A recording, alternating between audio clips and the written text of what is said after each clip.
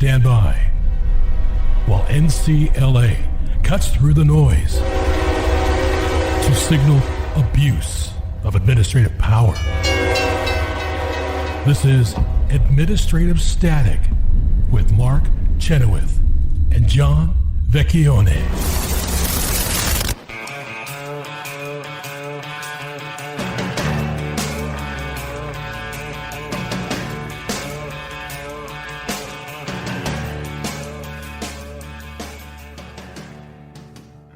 Welcome back to Administrative Static.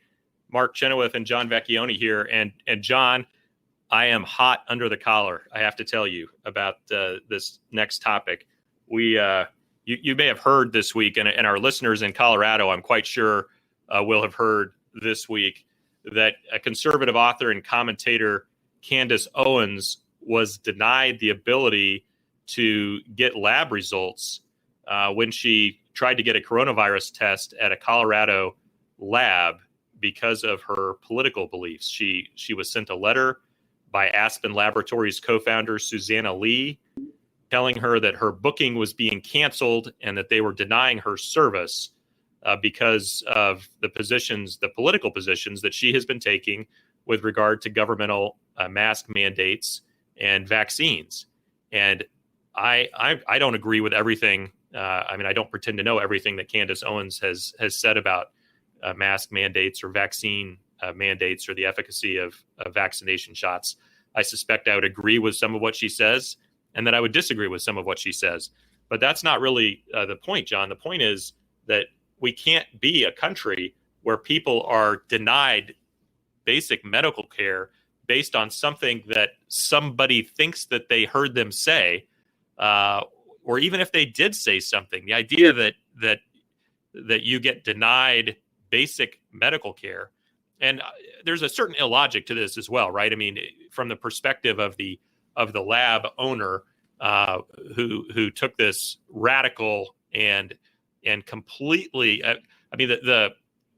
understand that a lab owner isn't a doctor, but the idea of the medical profession, right? The oath that doctors take, first do no harm.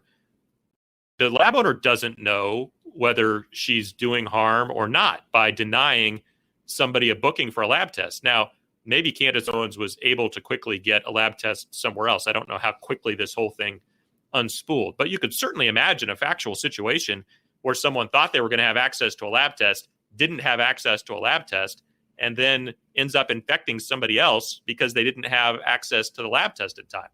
So if that happens, then I would say that the lab is partly at fault for having had that happen. But I think that we're this whole thing is just getting out of hand. I don't mean specifically to the vaccine world, although that's where we're seeing it more and more, and where apparently it's getting worse now with President Biden's announcements about new federal mandates this week. But I just really want to focus, John, on this whole concept that based on your political beliefs, that completely unrelated activities that you're involved in. So for General Flynn, it's his banking. His bank, Citibank, apparently one of the largest banks in the country, canceled his credit card and canceled his bank account, not because he was behind on his payments or overdrew his account or something like that, but because they don't like his politics. And they're claiming that somehow being affiliated with him is bad for them. Who knew that Citibank was affiliated with General Flynn until they came out and canceled his accounts? I had no idea that he was affiliated in any way, or that that's where he did his banking. I guess unless you're the waiter or waitress who takes his credit card at a restaurant, you're likely not going to know where the guy does his banking or who has his credit cards. I mean, John, I know you pretty well. I have no idea where you bank or who which credit cards you use. I don't know if you're a MasterCard guy or a Visa guy or American Express or some of each. I don't know. That's not the kind of information that we necessarily know about even our close friends. And yet now somehow this has become something that's being used by the left, by radical people in order to just try to make the lives harder of folks who take positions that they disagree with. And this is going to destroy society if this is allowed to continue. We cannot have a world in which you and I have to agree about everything in order to agree about anything. And go ahead. Well, I'm saying that, in Soviet countries, this happened. You could be denied medical care, even though you're supposed to have it at all times. And they would then treat you, if you were against the regime, they would treat you in psychiatric places just for that. I mean, that's where we're going, because it's not just the laws. It's a culture of tolerance. It's a culture of, hey, this is my job. I'm going to stick to my job. His job is giving tests, and he's going on, I have a political test for you to get your COVID test.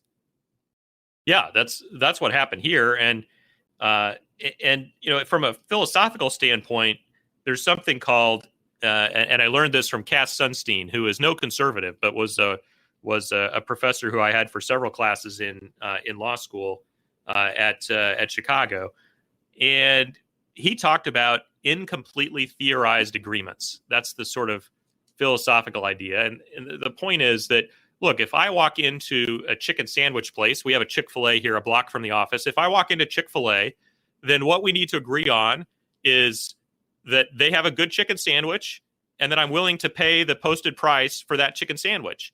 And what they need to know about me is that I have the $10, and what I need to know about them is that they have the chicken sandwich. And that's a complete transaction, right? We don't have to agree about abortion or gay rights or the price of tea in China. We just have to agree about the price and the sandwich. And that sort of commercial relations that take place on that limited basis are part of what is the lubricant for society. It's part of what allows us to have a civil society. It's part of what makes our society civil, that we don't have to have these agreements or disagreements about everything. Our offices are here in DuPont Circle in Washington, D.C., and there are lots of businesses who have lots of political signs out in front of their businesses, whether it's a rainbow flag or Black Lives Matter signs or what have you. And I suppose that folks have commercial reasons to do that. They may think, at least in this neighborhood, that increases their business to have those sorts of signs out. But I'm very concerned. And by the way, I should say, the fact that they have those signs out, they don't make you, when you go into those stores, agree with whatever their political sign is before they serve you. That's not, they're hoping that if you do agree that you'll come in. They may not care if you disagree that you stay out, but they're not doing what this lab owner in Colorado did. They're just sort of using their place of business to express their political views. I don't think that that's the same kind of problem. But when you start denying service based on extraneous views, I think that's a real problem. And John, you were telling me that Jimmy Kimmel weighed in on this debate. Yeah, so there's a number of things. Citibank is certainly, I don't know what percent of the market it is, but it's a big outfit. To deny someone a credit card, that spreads through banking. That's disastrous. But last night, Jimmy Kimmel said that the unvaccinated shouldn't get hospital beds. Now, good grief. And he's a comedian. Maybe it was a joke. I was looking at it. I don't think so. He's not very funny anymore. Exactly. It didn't look like a joke to me. And what you have here is the sort of thing whereby if you're sick, now I think the unvaccinated are going to get sick more than the vaccinated. I believe that is true. But then where do you go? Where do you go from there as well? I mean, are we going to make everybody get on the treadmill and be at the weight that the CDC thinks they should all be? Believe me, that's half of America or more. It's not going to be there. The Johnson & Johnson folks, their vaccine may not work as well as the Moderna folks. So are we going to say, well, you chose the Johnson & Johnson vaccine instead of the Moderna vaccine, so you're not going to get a hospital bed? I mean, where do you draw the line? Yeah, it'll be like the scene in Indiana Jones when he picks the wrong cup. You chose poorly. I love that scene. But you've had your third booster shot, right? Or no, you've only had two. Oh, well, if you're a 2 booster shot rather than a two boosters. 3 boosters good, 2 boosters bad, right? I mean, it's that sort of Animal Farm kind of mentality that is starting to leak out here. I know, and it is amazing how widespread it is. because in banking, Citibank, I wonder if the regulators didn't put pressure on. I wonder that too, right? That's what the Operation Choke Point. We know that was happening during the Obama administration. And it's just a coincidence that this is General Flynn, who we know that the Obama-Biden people detest. I don't think it's a coincidence, but we don't have any evidence on that. But I have had calls right here in the office from people who suddenly, mysteriously, their banker cuts them off, and they had perfectly good credit and everything else, and it's because of a government investigation into you. The government went to your banker and did stuff, and that is, and they didn't notify you about it. Well, there's been no court case take place. Right. No way to fight it. None. You haven't been adjudicated. This is the government punishing you without a trial, is what that is, and it's unconstitutional, and it's a deep violation of your civil liberties. And when the government does it, at least I think that you have, under current law, I think that if you could prove that that's what was happening, you would have a remedy. Assuming Bivens doesn't go away, John, as we were talking about in the last segment. But it's not clear that you would have a remedy against some of these private actors who are doing this. I mean, I find it interesting that the left, with sticking with Colorado, so Masterpiece Cake Shop, people are up in arms that Masterpiece Cake Shop would deny a cake to a customer, a custom-made cake. Now, even Masterpiece Cake Shop said, look, you want an off-the-shelf cake, you can have an off-the-shelf cake. That's not a problem. We're just not going to custom bake one for a particular event that they have a concern with. But that's not what this lab owner was doing. This is a very far step beyond what Masterpiece Cake Shop was doing. This person wasn't saying, well, you could have the off-the-test lab, but we're not going to do something customized for you. No, they're saying you can't have the off-the-shelf test, is what this owner was saying. And that way lies the destruction of civil society. And people need to think hard and take a giant step back from that abyss.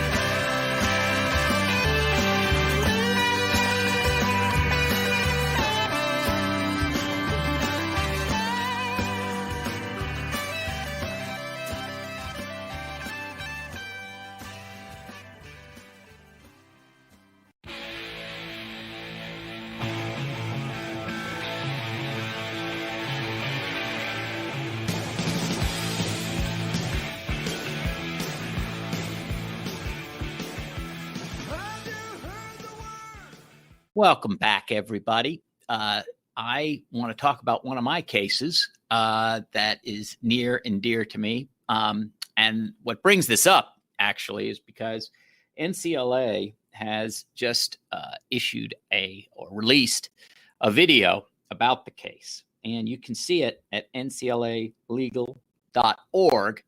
And the video features Alan Walburn, who's one of our clients, and also has Craig Daffick in there, but I don't think he's labeled. And yours truly, you can see my views, and it's only a few minutes long. John is also labeled, and I'm also labeled. Yes, you'll know who I am. But the point of the video is to describe what's happening here in terms that anybody can understand, and which are not always the terms we lawyers use. But what's happened in this case, and we filed summary judgment about a month ago, and we're expecting this month the government's view. And the case is Mexican Gulf versus Commerce, and NOAA is in there. The National Oceanic and Atmospheric Administration is the prime mover here, and also the National Fisheries. But I try to get John to talk about this case as being against NOAA, because I just think if you have a case representing a captain against the government, it really has to be Mexican Gulf v. NOAA. But that's just the marketing side of me, I guess. I should have put it first in the complaint. But in any event, so the thing is, what happens is, for all of these charter boat people, they first have to get a license from the government, because, as I've said before, everybody agrees it's the government's fish. I don't think the government likes it too much, but I always bring up Robin Hood, so that people understand this. Why when Robin Hood's hunting deer is he always hunted down by King John and the sheriff? Well, it's the king's deer, right? They're king's forest, king deer, all the animals in it are the king's. That's how our seas work as well. The United States seas, the fish in there belong to the government, to the people, meaning to the government in this case. So no one's arguing about this, and it's not about, and it's certainly not about the environment or conservation or any of this. So you're saying there aren't other fish in the sea? There aren't any. There aren't. There are no non-government fish. All right. I think it was, I forget who the comedian was, but it was government cheese. But anyway, this is government fish.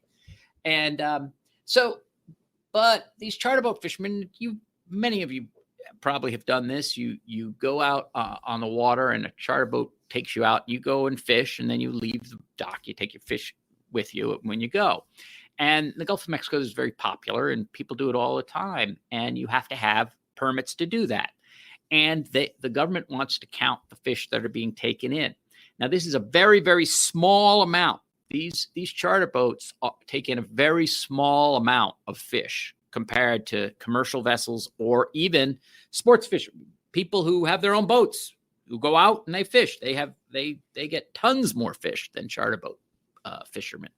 So what are we talking about? Like 1% of the total? 1.5. One and a half. Maybe it rises to 2. We'll see what the government says. We say about 1.5 of percentage. But that's that. Just we think that the reason. So what the government has said is that you have got to buy an expensive GPS and put it on your boat, and you have to call us before you leave the dock and tell us what you're doing. And then we Mother, may I?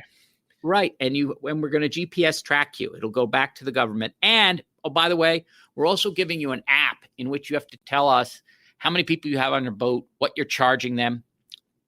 And this time, and the GPS is also going to tell us where you were exactly when you caught X fish. Now, you got to understand, many of these people have been on the water for 30 years. They have their prime fishing holes. It's extremely commercially valuable information, what they do and where they go. So nobody believes the government can keep a secret, It's a trade secret, right? Right, exactly. So why is the government doing this? Well, the government gets to count fish, but they have an app we are not challenging. What you do is you put into the app when you come back to the dock, you count up all the fish and that your customers caught. Or they threw back, and you put them in the app and you send it to NOAA. And if this had been an expensive proposition, we probably would still be challenging it, but it turns out that works pretty well. And so NOAA gets the information it needs about how many fish are being taken out. And that allows them to make all their decisions on conservation. They don't need this other information. It's just because once an agency gets the bit between its teeth, it just expands and expands. And as Alan says, he's basically got an ankle bracelet on his boat. He's never committed a crime, and yet he's being followed around by the government at all times. And these are small boats. So he could take the boat out for non-fishing purposes. He could go have dinner across the way. He could go on a sightseeing tour. Could never have any fishing intent at all, and he's still being tracked by the government. What is the purpose of that? So not only do you have violations of your right against search and seizure, your right against surveillance, all of this, but you have it for what appears to be no good reason. And this is something that has got to be fought. And NCLA has now moved for summary judgment on the record. And there's nothing in the record that says that these charter boat captains are violating the law or going into off-limits places or fishing too much. There's none of that. It's zero evidence. So we hope that to the extent the administrative agencies are doing the right thing, that they at least make finding, like, you go out and you find, I'll say the commercial fishermen, right? So commercial fishermen take in X amount of fish, like a lot. I always think of it as some of the commercial boats can dip nets in the water, for instance, and take up 50,000, 100,000 pounds of fish, right? You could quickly get to a quota. Charter boat captains don't have quotas, but the big guys do. And they could get a quota in a day. NOAA has to know about that because they can't have all the fish in the sea taken out in 6 days. This is not what's happening. And the reason I'm saying this is because all the people we represent want there to be fish in the sea. And NOAA wants there to be fish in the sea. But the administrative drive seems to be to glom on to more and more things with more and more intrusion into people's lives that seems to have no purpose at all. We'll see what happens. The reason this case is near and dear to John's heart is because he's really a sea captain at heart, and he has sympathy for these guys who love nothing more than to be free on the wide open sea in the Gulf of Mexico, and the government will have none of that. They'll have none of that. And yeah, that is true. I do like the water. I like going out. And the fact is, though, that you're already regulated. It's not like they're starting from zero. They have to get their permits. They have to tell the government where they are, when they come back to docks and things like that. Now, why there's certain kinds of fish they're not allowed to catch and that kind of thing, right? Correct. And there are certain places that the government puts off limits, like if there's breeding, things going on, they don't want the animals disturbed. There's all kinds of things, but there's no finding. This is not the thing where there was a big emergency. This is the thing that sort of drives me nuts. It's not like there was a bunch of charter boat fishermen were going in and disturbing the manatees, right? They were disturbing the manatees in the wrong spot. And the government found this out, and then they did a research, and they said, well, how many are doing this? Oh, it's 50%, of the charter fishermen are disturbing the manatee breeding grounds or something. And then you'd see a regulation, don't go in the manatee, and now you got to tell us where you're going because you've all been going to the There's none of that. It's not like you've been doing anything wrong. Therefore, we are having a regulation to prevent it. It's, what we'd like to know? Yeah, this is a solution in search of a problem. That's exactly right. So, and Alan has a view. I don't know if this is correct, but certainly the evidence of what they've done thus far does seem to show it.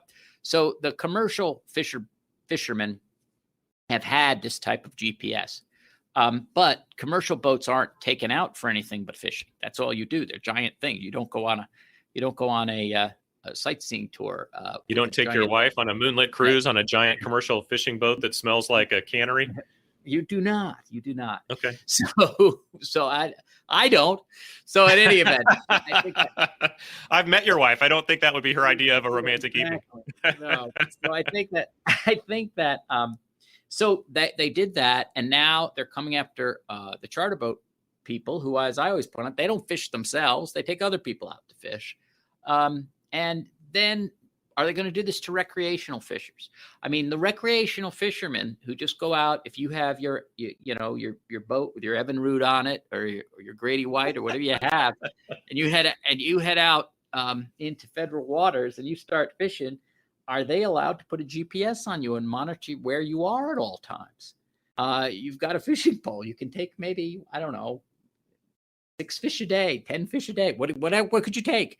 And they're going to be monitoring where you are at all times. It's crazy. Well, and if they can do it in the Gulf of Mexico, they can do it in the Great Lakes. They can do it in any place else where there's federal water. That's exactly right. I don't want to get into the waters of the United States. Maybe they could do it on bogs. That the reason that's funny. I'll explain the joke to those. There are tons of administrative law cases about what the waters of the United States are. And Justice Story famously said that I will extend maritime jurisdiction of the United States over a bucket of water. And the EPA has taken him at his word. And they have tried to make any place where that runs in, that has water that might eventually make it to federal water as water of the United States. So many property owners around the United States, far from where they thought there were waters of the United States, have been caught. So that's the joke, which you shouldn't have to explain it, but I decided. But if the puddle is large enough, the government will claim jurisdiction. Exactly.